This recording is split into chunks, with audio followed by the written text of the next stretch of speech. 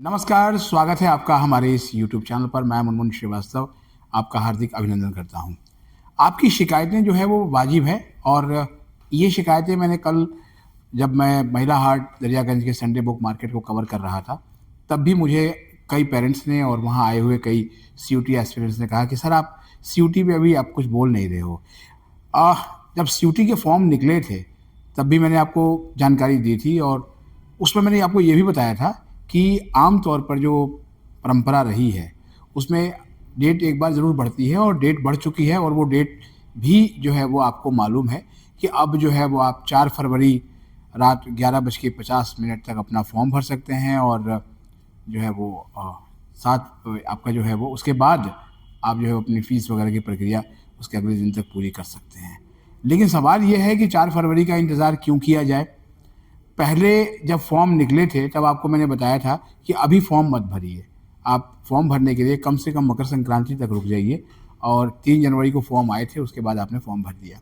ऐसे बहुत से विद्यार्थी जो है वो जो इन्होंने फॉर्म भरा था, वो मुझे कल महिला हाट संडे बुक मार्केट में मिले और ये वीडियो मैं करने के लिए इसलिए आया हूँ क्योंकि जो कुछ उन्होंने बताया, वो वाक़ई में ऐसा है कि ऐसी गलती अगर आपने भी जो है वो की है, तो आपके लिए भी जो है वो चांसेस बड़े मुश्किल भरे होंगे क्योंकि जब करेक्शन विंडो खुलेगी, तो उसमें कौन-कौन से फ़ील्ड आप करेक्ट कर पाएँगे, इसके बारे में अभी तक जो है वो एनटीए की जो इन्फॉर्मेशन बुलेटिन है यूजी कोर्सेज़ को लेके वो भी खुलासा नहीं करती है और अभी ऐसी कोई गाइडलाइन और एडवाइज़री भी नहीं आई है और जब वो आएगी तो ये हम जो है वो आप तक देंगे।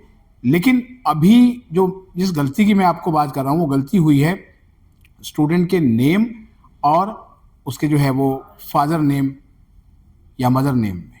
आप कहेंगे ये क्या गलती है? ये गलती ये है कि आधार कार्ड या जो अपने डॉक्यूमेंट्स हैं अपने अपडेट करा लिए। बहुत पहले आपको एनटीए ने कहा था, लेकिन बहुत से स्टूडेंट्स ने ऐसा नहीं किया क्योंकि उस एडवाइजरी को ओवरलुक किया गया था। लेकिन फॉर्म भर दिया गया और फॉर्म में आपने जो स्पेलिंग वगैरह डाली है, वो आपके आधार कार्ड से जुड़ी हुई है। देखिए, जितनी भी कॉम्पिटिटिव एग्ज़ाम्स होते हैं, उसमें आपकी जन्म तिथि यानी डेट ऑफ बर्थ, आपका नाम, आपके पिता का नाम और आपकी माता का नाम, वो वही होना चाहिए जो आपके कक्षा 10वीं, जी हाँ, जिसको कि सेकेंडरी स्कूल बोलते हैं, सेकेंडरी स्कूल एग्ज़ामिनेशन में जो नाम है वही रहेगा। आधार कार्ड में भले ही जो है वो जो छोटी-मोटी जो त्रुटियां हैं वो अपनी जगह पे है, वो बाद में ठीक आप करा लेंगे। लेकिन आपको जो क्रेडेंशियल्स जो देने हैं, वो क्लास 10th में जो आपने अपने सर्टिफिकेट में आपके हैं, इसीलिए बहुत सारे स्टूडेंट्स जो है अपनी बोर्ड की परीक्षाओं से पहले, अगर वो सीबीएसई के हैं, तो वो गज़ट नोटिफिकेशन वगैरह निकाल के अपने नेम, अपने फादर्स नेम, इन सबको जो है वो करेक्ट कर देते हैं। आपने नहीं किया, वो बात अलग है। लेकिन अगर जिन स्टूडेंट्स ने आधार कार्ड के आधार पर अपना फॉर्म भरा है, वो बाद में अपना नेम, अपने फादर का नेम करेक्ट कर पाएंगे कि नहीं कर पाएंगे, क्योंकि जब करेक्शन विंडो खुलती है तो बहुत सारे जो है वो फील्ड्स आपको चेंज करने को मिलते हैं। लेकिन एनटीए सूत्रों से जब हमने बात की तो उनका यही कहना था कि अभी फ़िलहाल जो है वो नंबर ऑफ़ एप्लीकेशंस देखा जाएगा लास्ट डेट तक और उसके आधार पर, क्योंकि जो बोर्ड की परीक्षाएं हैं, सीबीएसई बोर्ड की परीक्षाएं, आपको पता है कि ये परीक्षाएं 17 फरवरी से शुरू हो रही हैं।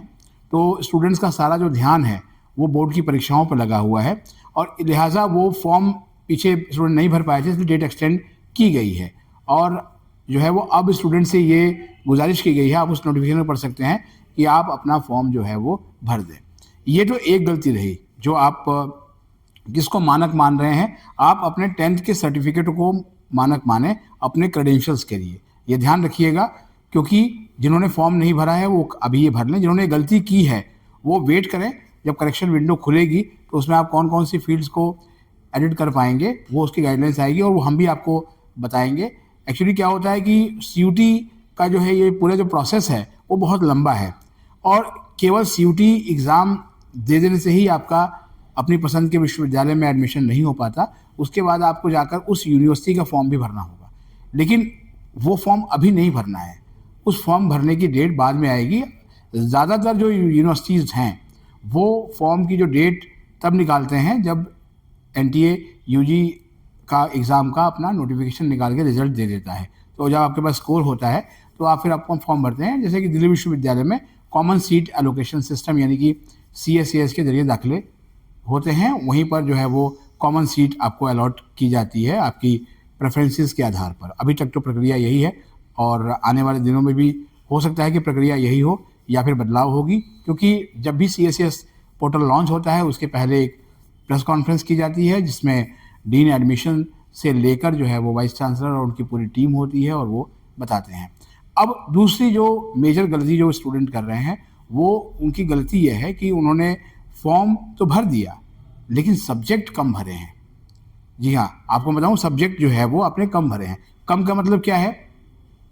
NTA ने जब अपना नोटिफिकेशन निकाला था तो NTA ने कहा था कि आप 3 सब्जेक्ट के लिए UR कैटेगरी में जब फॉर्म भरेंगे तो आपकी फ़ीस जो है वो 1000 रुपये लगेगी, लेकिन उसके बाद एवरी एडिशनल सब्जेक्ट आपको 400 रुपये फ़ीस देनी पड़ेगी। मुझे 1-2 पेरेंट मिले जो उनके साथ उनके बच्चे भी आए थे CUT की किताबें खरीदने के लिए और उन्होंने कहा सर हमने तो केवल 3 सब्जेक्ट ही भरे हैं। हमने कहा 3 सब्जेक्ट से तो आपको बहुत दिक्कत होगी, क्योंकि कुछ यूनिवर्सिटीज़ को छोड़ दिया जाए जहाँ लैंग्वेज प्लस GAT में कुछ कोर्सेज़ कॉम्बिनेशन में एडमिशन मिलता है। बाकी अगर आप जो बड़े कोर्सेज़ हैं, चाहे वो BCom ऑनर्स हो, इंग्लिश ऑनर्स हो, हिस्ट्री ऑनर्स हो, पोल साइंस ऑनर्स हो, तो उसमें एक क्राइटेरिया है। बात अगर दिल्ली विश्वविद्यालय की करें तो आमतौर पर यहाँ पर 1 लैंग्वेज प्लस 3 डोमेन सब्जेक्ट का क्राइटेरिया है, except science courses. Science courses में अगर आप फिजिकल साइंस से हैं तो PCM और PCB जो है वो लाइफ साइंसेज से ये क्राइटेरिया चलता है। ड्यू की का एलिजिबिलिटी क्राइटेरिया पे कई वीडियोस हैं, आप कुछ पुराने वीडियोस भी जाकर स्क्रॉल करके देख सकते हैं, क्योंकि यहाँ पर सब्जेक्ट मैपिंग एक सबसे बड़ी जो मैं इसे समस्या ही कहूँगा, क्योंकि बहुत सारे बच्चों को सब्जेक्ट मैपिंग समझ में नहीं आती है और वो फॉर्म भर देते हैं और बाद में जब दिल्ली विश्वविद्यालय का जब विंडो खुलता है तो फिर उनको लगता है कि वो तो एलिजिबल ही नहीं है, क्योंकि उन्होंने तो केवल 3 सब्जेक्ट भरे और सब्जेक्ट भी उन्होंने वो भर दिए जो उन्होंने 12वीं में नहीं लिए थे। आज ही मेरी मुलाकात एक स्टूडेंट से हुई दिल्ली विश्वविद्यालय मेट्रो पे, जो स्टूडेंट हिंदू कॉलेज के हैं। उनका भी एक अलग से हमने इंटरव्यू किया और उन्होंने बताया कि उन्होंने पहली बार में ही जो फॉर्म है वो अच्छे से भर दिया, करेक्शन विंडो का इंतज़ार करने की ज़रूरत ही नहीं पड़ी। तो आप भी अगर अभी तक फॉर्म आपने नहीं भरा है तो आप फॉर्म बहुत सावधानी से भरें ताकि करेक्शन विंडो पर जाकर करेक्शन करने की ज़रूरत ही नहीं पड़े। बाकी जो गलतियाँ या चीज़ें होंगी उनको NTA के जो ऑफिशियल्स हैं जो है वो भी ऑब्जर्व कर रहे हैं और उसके आधार पर ही जो है वो करेक्शन विंडो जो है वो निकालेंगे। फ़िलहाल जो अभी करेक्शन विंडो की जो डेट दी गई है वो 9 से 11 फरवरी के बीच में है। तो अगर डेट बढ़ती है फिर से आगे आवेदन करने की तो जाहिर बात है वो डेट भी आगे एक्सटेंड हो जाएगी। फ़िलहाल तो आप मान के चलिए कि अभी से ये डेट है। अब तीसरी एक जो सारे पेरेंट्स कह रहे हैं कि फोकस कहाँ करें, अभी CUT पे फोकस करें या बोर्ड पे करें। नेचुरली बात है, ये अपने आप में तो ये प्रश्न बनता ही नहीं है। आप जो है सीधा बोर्ड के परीक्षा की तैयारी पर फोकस करें। अगर आपने इस चैनल पर पहले कुछ वीडियोस देखी हैं, क्योंकि ये चैनल दिल्ली विश्वविद्यालय को कवर करने वाला एकमात्र चैनल है जहां आपको ऑथेंटिक इन्फॉर्मेशन मिल सकती है। लास्ट में जब फिजिकल मॉपअप राउंड हुआ था इस वर्ष दिल्ली विश्वविद्यालय में, तो उसमें एक स्टूडेंट जो है वो निकली थी और उसको लास्ट में अपने 12th के अच्छे स्कोर के आधार पर DU के नॉर्थ कैंपस का एक टॉप नॉच कॉलेज मिल गया उसको। तो आप सोच सकते हैं कि उसके मार्क्स अगर वहाँ नहीं होते, क्योंकि वो राउंड जो है वो क्लास 12th के अंकों के आधार पर हो रहा है। तो अगर आपका मान लीजिए शुरुआती दौर में जो है जब CUT स्कोर से एडमिशन नहीं हो रहा होगा, उसमें नंबर नहीं आया और आपके अगर जो है वो 10+2 में बहुत अच्छे मार्क्स हैं बेस्ट 4 में, तो आपके लिए वहाँ भी चांस जो है वो रहेगा। वो एक बड़ा ज़बरदस्त, आप उस इंटरव्यू को जाकर देखिएगा। फिजिकल मॉपअप राउंड जब हुआ था उनमें जब हमने वीडियो की, उसमें एक बच्ची जो है वो किस तरीके से स्टेडियम के गेट से बाहर निकल रही है और बहुत ही एक्साइटेड होकर उसने बताया था कि फलां कॉलेज मिल गया मुझे।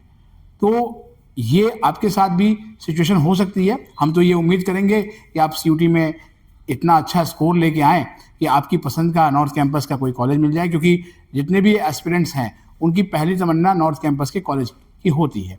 लेकिन गलतियों पर भी नज़र रहनी चाहिए, क्योंकि जब कहा जाता है ना, का वर्षा जब कृषि सुखाने, यानी जब खेती सूख गई तो बारिश का कोई फ़ायदा नहीं है।